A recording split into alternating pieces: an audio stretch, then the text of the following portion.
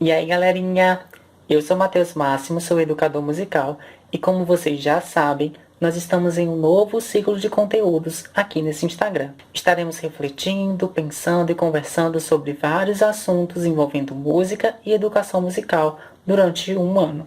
Bom, antes de chegar à reflexão desse vídeo, eu quero contextualizar algumas coisas para vocês. Desde que eu saí da faculdade, em 2019, eu venho pesquisando, analisando, estudando e me aprofundando, do jeito que dá, sobre educação musical, desenvolvimento infantil e a utilização da música como instrumento pedagógico.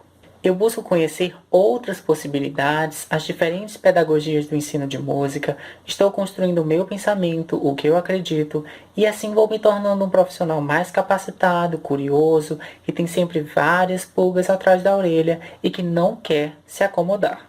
Por isso, eu ingressei em uma pesquisa intensa em que busquei compreender os objetivos centrais das atividades propostas em diversos materiais voltados ao ensino de música para crianças. Eu passei 5 meses lendo e transcrevendo atividade por atividade desses materiais, categorizando cada uma nos objetivos musicais ou não que elas se propunham. Eu tenho aqui no meu computador mais de 500 atividades listadas por conteúdo. E claro, eu li muito mais que 500 atividades, porque existem muitas que são iguais ou parecidas, ou então o que muda é só o conteúdo, o propósito da atividade é o mesmo.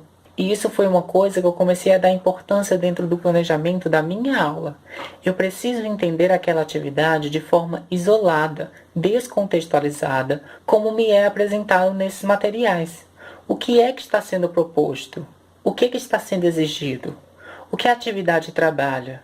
O que é preciso fazer para a atividade acontecer? E assim eu vou entendendo o que está sendo trabalhado, quais são as habilidades exigidas na atividade, porque existe uma diferença entre uma habilidade que está sendo desenvolvida e uma que está sendo exigida. Por exemplo, em uma atividade musical é possível correr, pular, rastejar, etc. Porém, o que me diz que aquela atividade realmente tem um objetivo musical ou não? No caso de uma atividade musical, o professor estará atento à compreensão dos alunos ao conteúdo musical que está sendo trabalhado. Então, o pular, correr, rastejar e etc. será o meio pelo qual ele irá identificar, observar essa compreensão. Essas ações não são o foco da atividade. A ideia não é perceber se elas conseguem correr, pular ou rastejar, mas que elas façam isso de maneira que me mostre que elas estão entendendo o conteúdo musical ali trabalhado. Então, em uma atividade em que o foco é reconhecer as sequências das letras, nomear os animais, os números, as cores, em nenhuma delas o objetivo é musical. Nesses casos, a música é uma ferramenta para o aprendizado desses conteúdos extras e não da música. Vou usar um exemplo que me foi sugerido e que muitas vezes é confuso. Vocês sabem qual seria a diferença entre contação de história com música, história sonorizada e história cantada? A primeira coisa é entender que não é a mesma coisa e que elas usam a música de maneiras diferentes. O que seria, quais objetivos teria a contação de história com música? Bom, geralmente esse tipo de proposta usa a música como uma ferramenta na história. Então, o foco dessa proposta não é a música, mas a história em si. A música é só um adereço. Não haveria mudanças no objetivo dessa proposta caso a música não existisse, porque o centro da atividade é a história. E a história sonorizada? O que seria? Quais objetivos teria? Esse tipo de proposta, diferente da anterior, não foca muito na história em si. O objetivo é sonorizar, ou seja, o objetivo é o som. E na música, o principal objetivo é o som. Então, às vezes a história nem tem tanto sentido assim, mas a brincadeira, o jogo, é a proposta sonora. É o que pode ser sonorizado, o que daquilo que está sendo sugerido e sendo contado se torna um som. E a história cantada? Bom, eu confesso que ainda fico em dúvida em como entender o objetivo dessa proposta, porque ela pode ter o foco na história e aí ela ser cantada é só um mero detalhe. Então, a música é só um plano de fundo para a história, assim como na contação de história com música. Mas, Dependendo da proposta, pode haver uma criação musical coletiva ou individual, o que já deixaria essa atividade bem mais próxima dos objetivos musicais. Então, nesse caso, vai depender muito de como você está se utilizando dessa proposta, para onde a atividade está caminhando. Bom, essa seria a minha visão do que seriam essas propostas de maneira isolada. Contudo, existe um outro ponto importantíssimo nesse processo de planejamento. As atividades devem estar dentro de um contexto muito mais amplo, porque é diferente o uso de uma atividade musical utilizada dentro de um contexto de aprendizagem de um conteúdo musical, de uma atividade musical ser utilizada dentro de um contexto de aprendizagem, por exemplo, de números ou de sílabas, de cores, letras e etc. Por exemplo, voltando à questão das histórias. Você pode utilizar uma contação de histórias com música que isoladamente usa a música como ferramenta para desenvolver práticas musicais a partir dela. Ou seja, a contação de histórias pode ser apenas um gancho temático que irá nortear as práticas musicais que você vai desenvolver.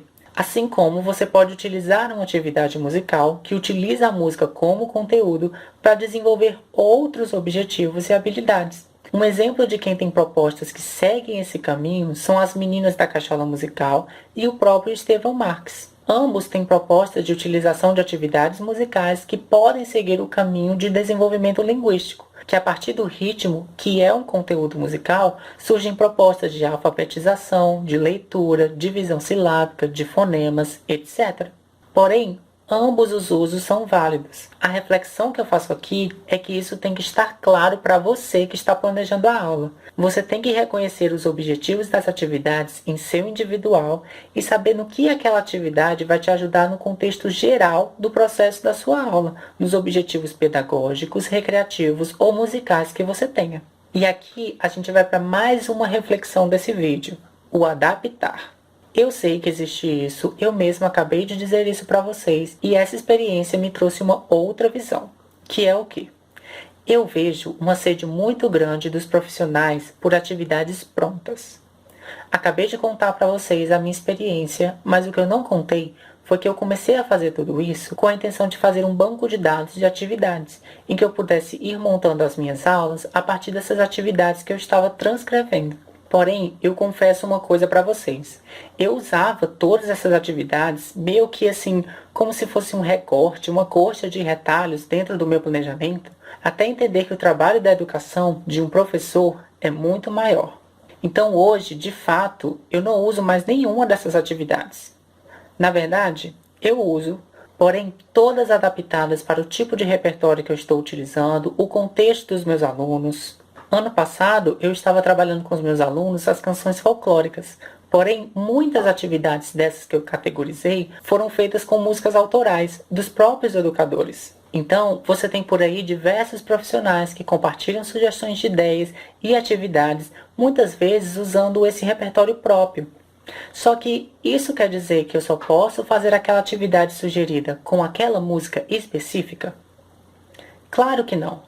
O meu e-book A Dona Aranha, por exemplo, que você pode adquirir no link da minha bio, traz diversas sugestões que, inclusive, foram adaptadas desses diversos materiais que eu li e transcrevi. Então, assim, eu não inventei nenhuma daquelas atividades. Elas já existem, porém em outro contexto. Mas o que eu quero enfatizar aqui é que é muito importante ter um vasto repertório de músicas, atividades e etc.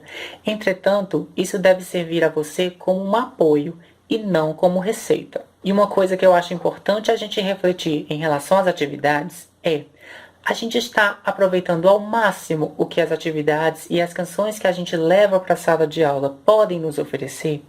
Ou elas são descartáveis? Tipo, usou, jogou fora, todo dia uma atividade diferente. As crianças não conseguem nem aprender, se envolver com a canção, porque na outra aula ela já nem existe mais. Daí também haja música e atividade para toda a aula ter uma diferente. Sem contar que tem atividades que as crianças adoram e até pedem para repetir. E você pode estar perdendo a oportunidade de fazer com que elas aproveitem mais da canção e da atividade, inclusive que modifiquem, criem variações ou até mesmo que você aprofunde os conteúdos ali trabalhados. Bom, mas essa é a minha opinião, a minha perspectiva sobre o assunto. O que eu sempre digo é: acolha as informações que eu falo aqui, reflita sobre e absorva o que faz sentido para você, na sua prática e no que você acredita. Mas antes de fechar esse vídeo, não se esquece de colocar aqui nos comentários a sua opinião, se você concorda ou discorda, e a gente se encontra no nosso próximo vídeo com mais uma reflexão. Tchau!